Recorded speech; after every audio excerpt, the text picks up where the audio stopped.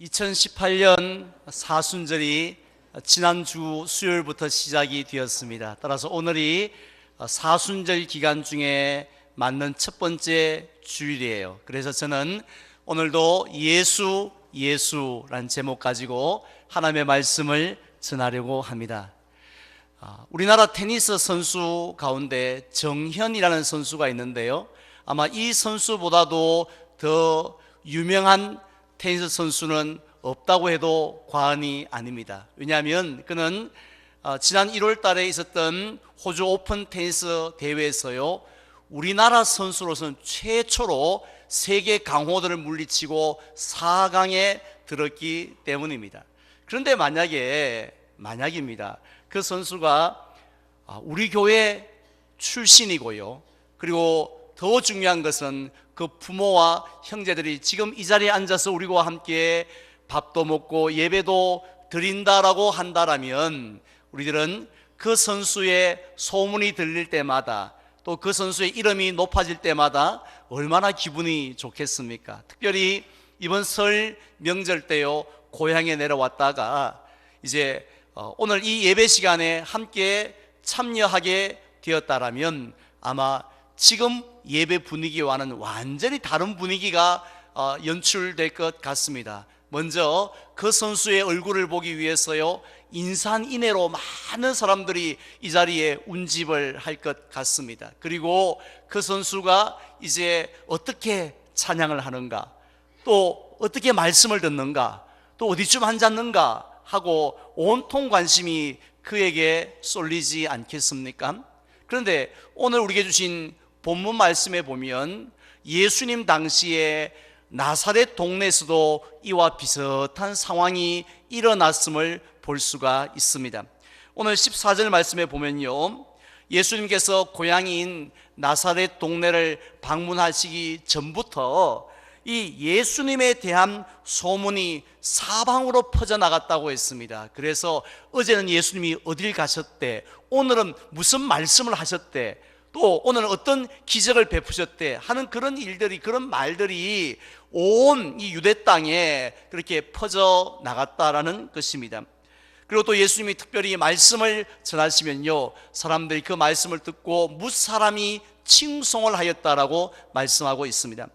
물론 누가복음에는 자세히 기록되어져 있지 않습니다만은 다른 복음서를 보면요, 예수님이 고향 방문을 하시기 1년 전부터 많은 일들을 이미 행하셨습니다. 예를 든다라면 가나 혼인잔치에서 물을 가지고 포도주로 바꾸는 첫 번째 이적을 행하셨고요, 그리고 6월절이 되었을 때는 예루살렘에 올라가서 장사꾼들로 더럽혀져 있는 하나님의 성전을 또 정화시키는 일도 하셨습니다.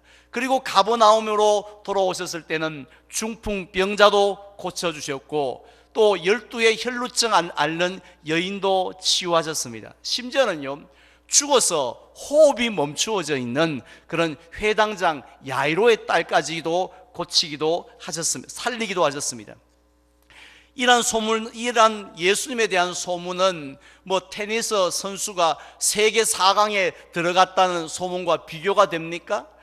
얼마나 엄청나고 놀라운 소식입니까? 따라서 예수님의 소문이 들려오면 들려올수록, 또 명성이 높아지면 높아질수록 누가 기분이 좋았겠어요? 바로 같은 고향인 나사렛 동네 사람들은 얼마나 기분이 좋았는지, 그리고 목에 점점점 힘이 들어가기 시작을 했습니다. 왜냐하면 이 나사렛 동네 사람들은요, 역사적으로 주변에 있는 다른 지역 사람들에게 아유 저 나사렛 동네 사람들 하면서 무시당하고 손가락질을 당하며 살아왔기 때문입니다. 먼저요, 이 나사렛이라는 이 동네 이름 자체가 이 네체르라는 그런 단어에서 파생되어졌는데, 뜻이 뭐냐 하면은 아주 보잘것없고 연약한 가지 또는 어린 싹, 이런 의미를 가지고 있거든요. 그러니까 밟아버리면, 바람만 세게 불으면 툭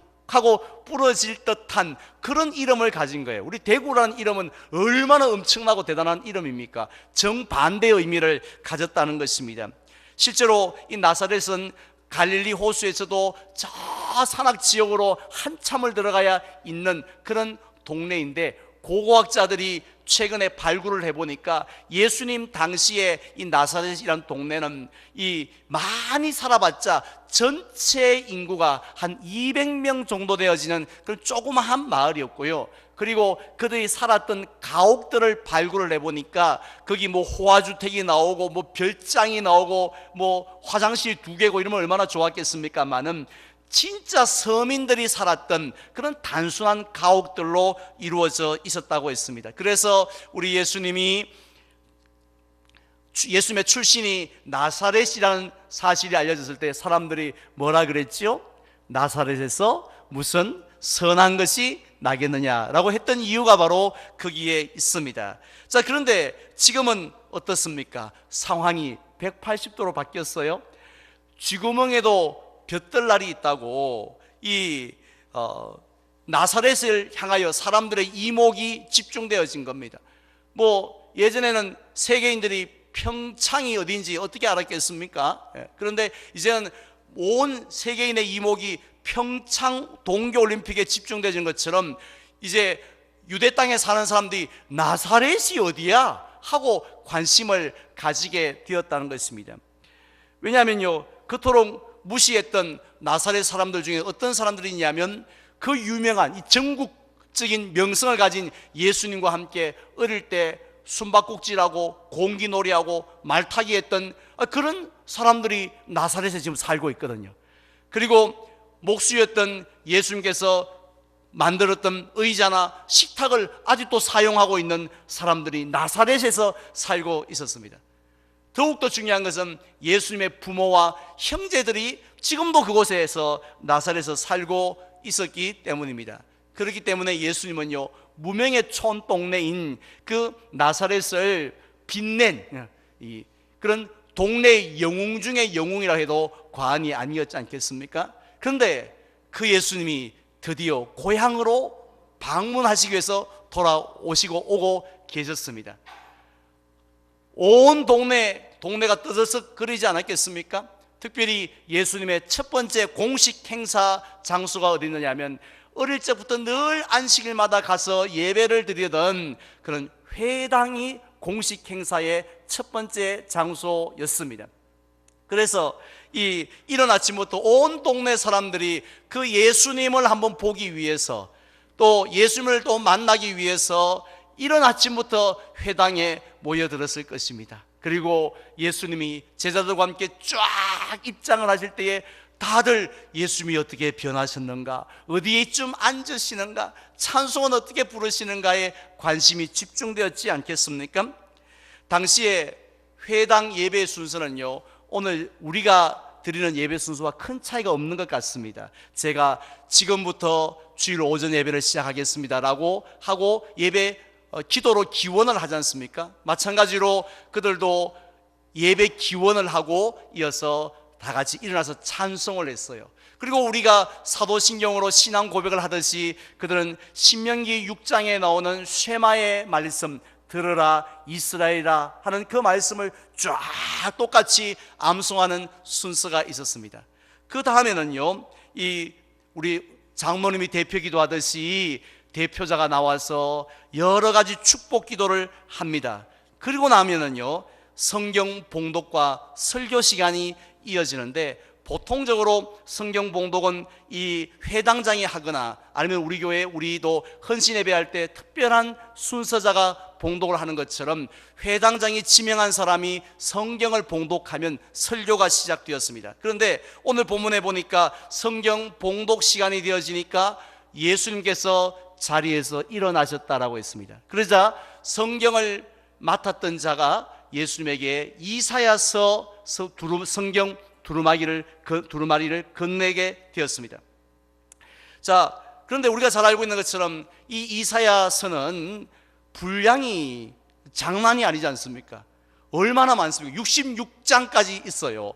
그래서 이 많은 큰 부피의 이 두루마리를 받으신 다음에 예수님께서 이렇게 특별한 구절을 찾으셨습니다. 그리고 딱 그 구절을 정하고 읽었었는데 그 구절이 몇 절이었냐면 이사야서 61장 1절 그리고 2절 말씀이에요. 우리 성도님들은 지금 이사야를 찾지 않으셔도 돼요. 왜냐하면 오늘 본문에 다 나오기 때문입니다. 그 말씀이 오늘 18절 19절에 나오는 말씀인데요, 이 성경을 봉독한 다음에 그때는 찬양대가 있었는지 모르겠지만 설교가 시작되어졌습니다.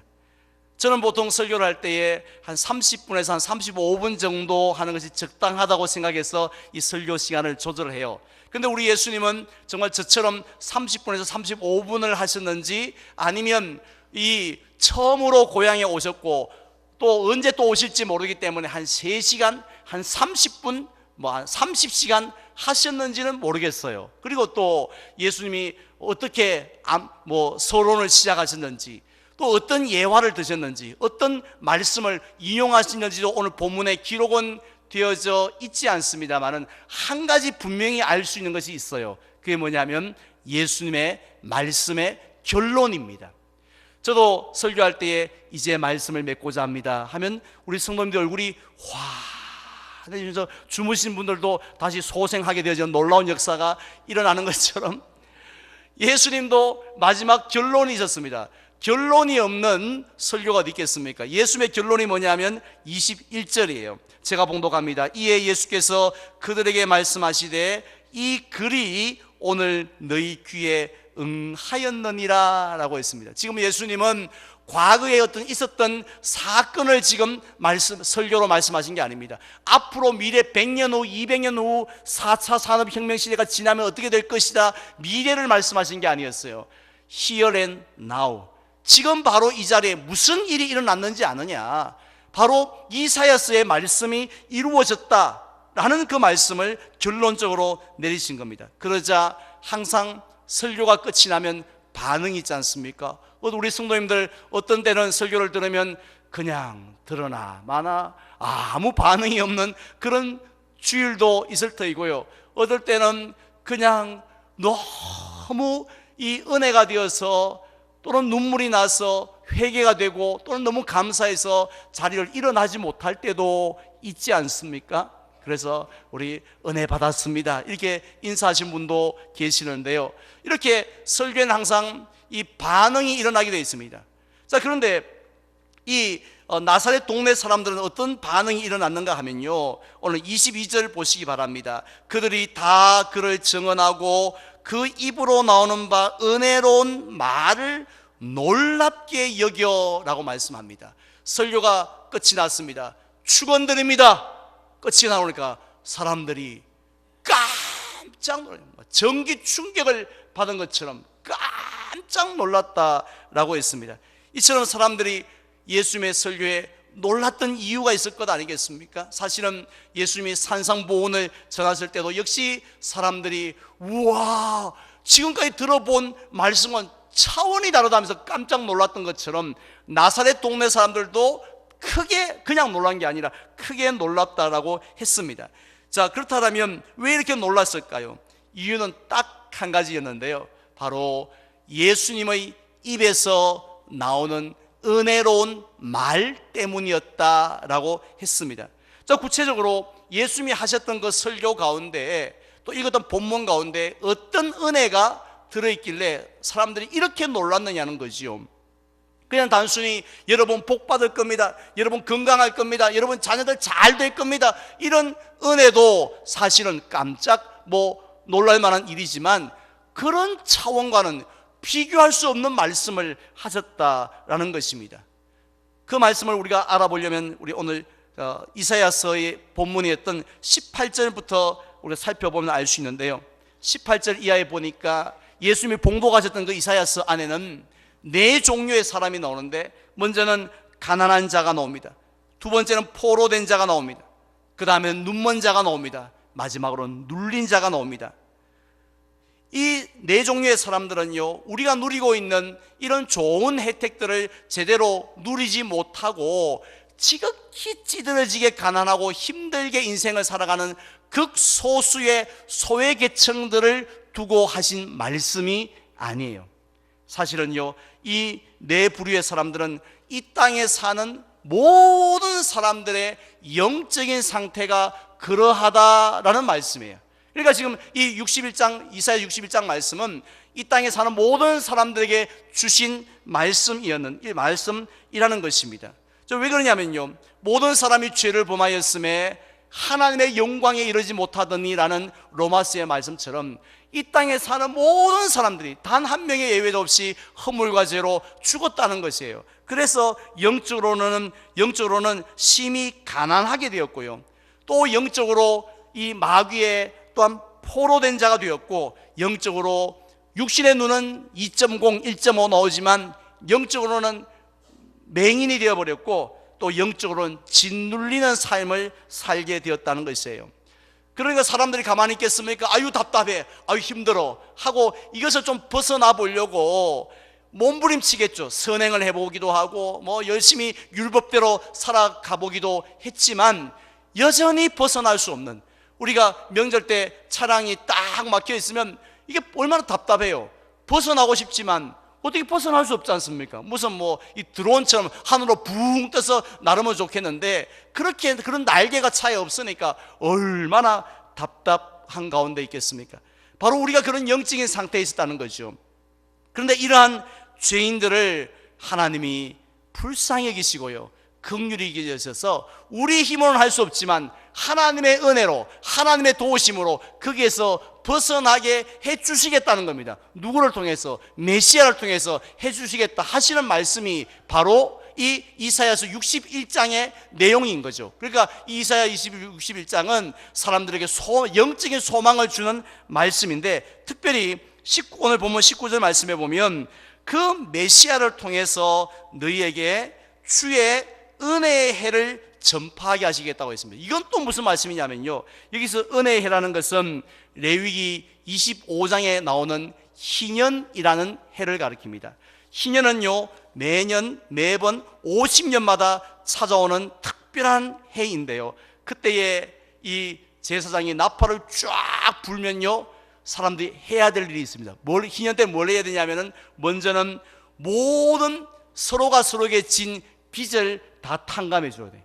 10억을 졌든 100억을 졌든 희년이 되어지면 그냥 제로로 다 만드는 게 희년이었어요. 그리고 또 아무리 내가 돈을 주고 산 종이랄지라도 희년이 되어지면 각자 고향 앞으로 집으로 돌려보내주는 것이 희년이라는 거죠. 그러니까 희년은 한마디로 기쁨의 해입니다. 우와, 희년이다. 우리 힘으로는 100억 빚을 어떻게 갚어? 그런데 희년이 되었으니 하나님의 은혜로 우리가 빚을 다 탕감하게 되었구나 하고 기뻐하는 게 희년이라는 거죠. 따라서 지금 예수님의 설교의 메시지는 뭐냐면, 이렇게 모든 사람이 100억보다 더 큰 죄의 빚을 지고 있는데, 그런데 누구를 통해서요? 예수님을 통해서 그 빚을 다 탕감받고 자유케 되어지는 영적 희년의 축복이 here and now, 지금 여러분에게 임하였습니다. 이루어졌습니다. 여러분 기뻐하십시오. 사랑하는 고향 주민 여러분 기뻐하십시오 하는 것이 바로 예수님의 메시지였다는 것입니다. 자, 그러자 나사렛 사람들은 뭐 그냥 기도 열심히 하세요, 우리 고향 친지 여러분들 말씀 열심히 보세요, 뭐 이 정도 이야기할 줄 알았는데 놀라운 소식을 예수님이 선포를 하셨으니 그들은 크게 놀라지 않을 수가 없었던 것입니다. 그런데요, 오늘 본문 끝부분에 해당되는 28절에 보면은 우리가 너무 이상한 모습을 하나 발견하게 되었습니다. 우리가 상식적으로 생각할 때에 그들이 예수님의 설교를 듣고 난 이후에 우와, 희년의 복이 우리에게 임했단 말이가 하면서 이렇게 큰 은혜를 받았다면 어떻게 행동해야 정상입니까? 역시 우리 예수님이라고, 우리 예수님 이 귀한 말씀을 이번 한 번만, 다른 동네 갔으면 한 번만 하겠지만 우리는 그래도 우리가 남입니까? 팔은 안으로 굽는다고 한 달 4번 정도 와서 4주 연속으로 우리에게 이 말씀 전해주십시오라고 앵콜 집회를 하든지 뭐 그래야 정상이 아니겠지만 사인 받고, 그죠? 뭐 그냥 인터뷰하고 뭐 개인 상담하고 이래야지 정상 아니겠습니까? 그런데 그들이 어떻게 행동합니까? 28절 말씀 보십시오. 회당에 있는 자들이 이것을 듣고 다 크게 뭐가 났다고요? 화가 났다고요. 화가. 말씀을 시큰 잘 듣고 은혜의 말씀을 듣고는 막 그냥 충격을 받은 다음에, 근데 마지막 결론이 뭐냐면 집에 갈 때는 이만큼 화가 났다는 거예요. 얼마나 화가 났느냐면요, 그 다음 29절 말씀에 보면 예수님을 보고 당장 이 동네 떠나시라고. 우리 교회도 사실은 누구나 다 환영을 하는 자리 아닙니까? 하지만 신천지 이단이 들어오는 것은 허용하지 않습니다. 우리 교회 문 앞에도 적혀 있잖아요. 신천지 아웃. 뭔 사랑의 종교가 커피 한 잔도 안 주고 아웃 시키냐, 이렇게 생각할 수 있겠지만 우리가 신천지를 용납할 수 없잖아요. 한 방에 아웃하고 발걸음도 못하게 하는 것처럼 지금은 마치 그런 신천지를 보듯이 나사렛 동네 사람들이 예수님 보고 아웃! 동네를 썩 떠나가시오 하고 예수님을 쫓아내기 시작했습니다.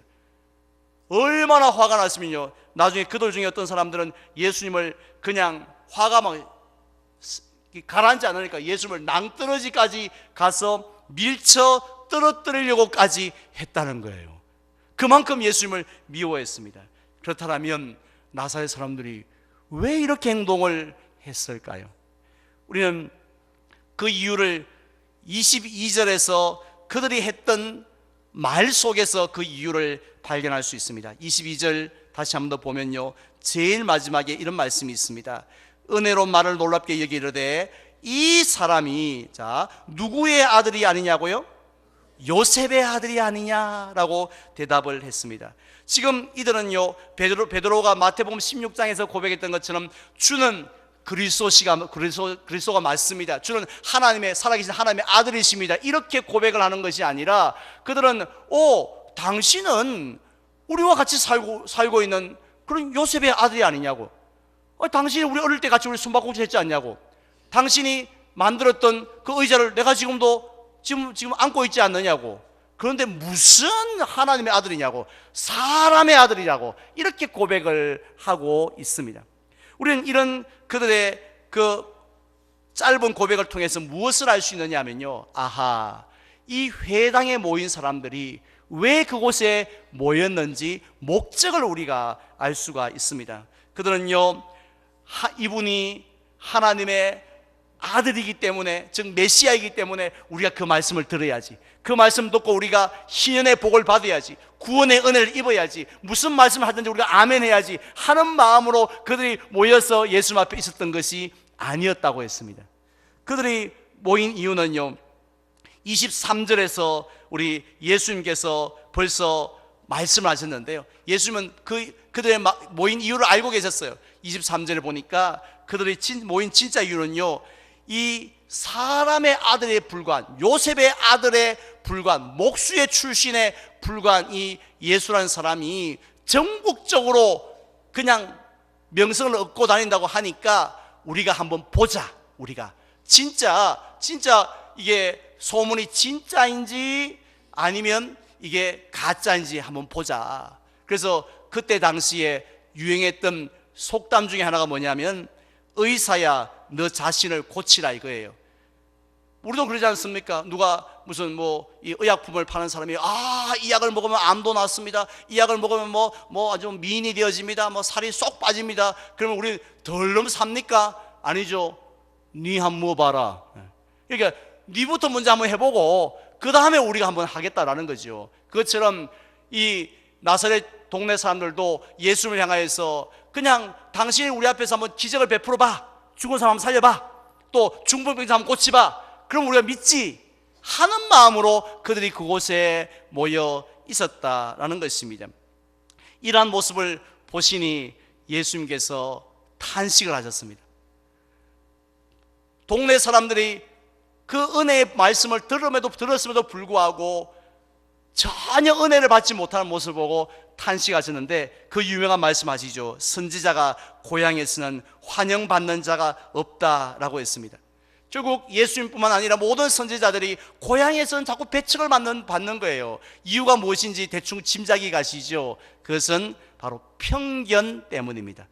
다른 사람들은요, 다른 동네 사람들은 편견이 없이 봐요.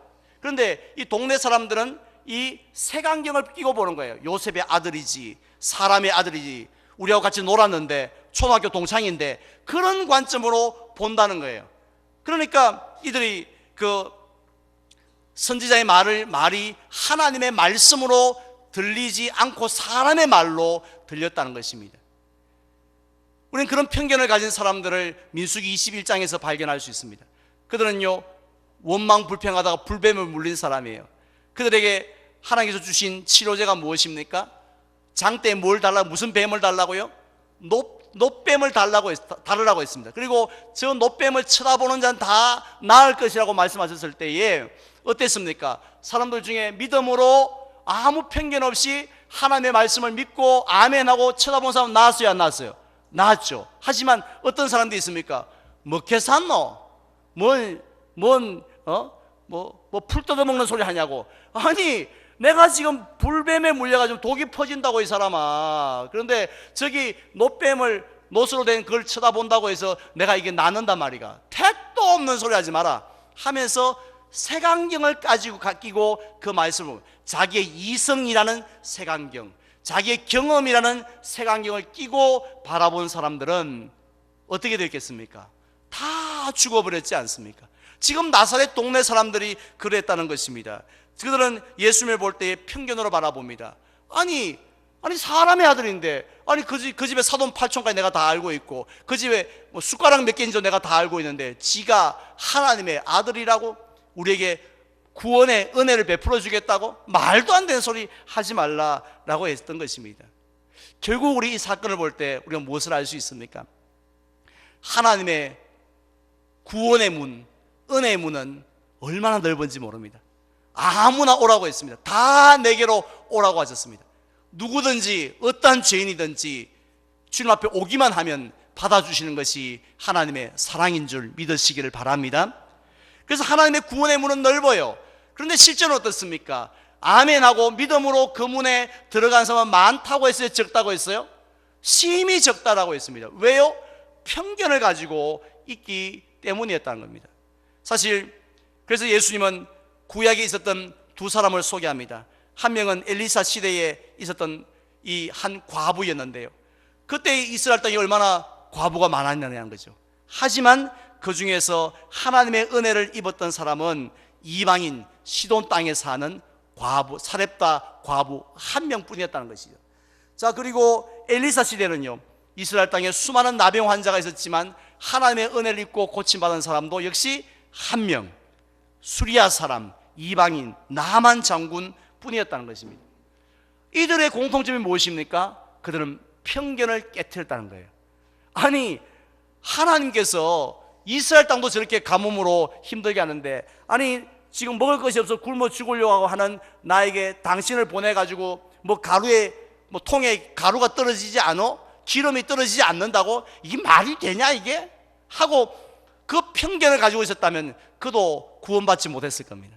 하지만 아멘, 제가 순종하겠습니다 하고 엘리야의 말대로 순종했지 않습니까? 나만도 마찬가지예요. 아니 지금 나병이 감기요 감기? 나병이 뭔데 이 요단강에 들어가서 7번 목욕하라고? 이게 말이 되냐? 하고 거부해버렸다면 그도 구원을 받지 못했을 것이지만 그들은 하나님의 사랑을 믿었습니다. 하나님의 능력을 있는 그대로 믿었습니다. 편견을 가지지 않고요, 하나님의 말씀은 능치 못함이 없는 줄 믿습니다. 하나님의 사랑은 품지 못할 사람이 없는 줄 믿습니다 하고 품었기 때문에 그들은 하나님의 은혜를 입었다는 것이죠. 오늘날 우리들도 마찬가지입니다. 우리들 중에 하나님에 대한 편견을 가지신 분들이 많으세요. 하나님은 사랑의 하나님이시지만 그러나 하나님은 나는 사랑하지 않을 거라는 편견을 가진 분들이 계세요. 또 예수님이 십자가에 죽으신 것은 알지만 그 사실을 사순절, 부활절, 성탄절, 절기를 통해서 늘 듣지만 그러나 그분이 2000년 전에 죽으셨다고 내 죄가 용서함을 받아? 내가 지금 죽어도 천국을 가? 이게 말이 되냐 말이 돼? 하고 편견의 틀에서 예수님을 바라보는 분들이 있으세요. 그리고 다른 사람은 몰라도 나를 하나님께서 사랑하신다는 사실도 믿지 못하고요, 심지어 어떤 분들은 내가 어땠어 하면서 자신에 대한 너무 지나친 그런 긍정적인 편견에 빠진 사람들도 있다는 것이요. 이런 편견에 있는 사람들은 하나님의 은혜를, 그 놀라운 은혜를 경험할 수 없는데, 혹시 저와 여러분들이 그 편견에 빠져 있지 않습니까? 우리가 예배를 드릴 때도 그렇잖아요. 예배를 드릴 때 아이고 오늘 가서 예배를 드리는데 그냥 그 예배가 그 예배요 하고 그냥 이렇게 앉아서 예배를 드리면 무슨 은혜가 되겠습니까? 무슨 하나님의 축복이겠습니까? 하지만 우리가 드리는 예배가 부족하지만 그러나 두세 사람이 모인다 할지라도 하나님은 그 자리에 임재하실 줄 믿습니다. 하나님이 영광을 받으실 줄 믿습니다. 그리고 또 우리 한 사람 한 사람을 만나 주실 줄 믿습니다. 내게 필요한 은혜를 주실 줄 믿습니다 하는 믿음으로 말씀을 붙들고 예배할 때 놀라운 하나님의 은혜가 임하는 줄로 믿습니다. 하지만 아무런 것 없이 편견을 가지고 들을 때는 그 심령 속에 참으로 이 은혜의 강물이 은혜의 홍수 시대에 살고 있지만 한 방울의 은혜도 받지 못하고 바싹 마른 심령으로 살아갈 수밖에 없음을 기억하시기를 바랍니다. 이제 저는 말씀을 맺고자 합니다. 이 땅에 사는 사람들 가운데 예수님의 이름을 한 번도 듣지 못한 사람들이 얼마나 될까요? 그렇게 많지는 않다고 생각합니다. 예수님이 십자가에 죽으신 사실을 모르는 사람들이 이 대한민국에 얼마나 될까요? 그렇게 많지도 않다고 생각을 합니다. 하지만 그들이 예수님에 대한 이 모든 사실을 알았음에도 불구하고 다 구원을 얻는 것은 아니죠. 무엇 때문입니까?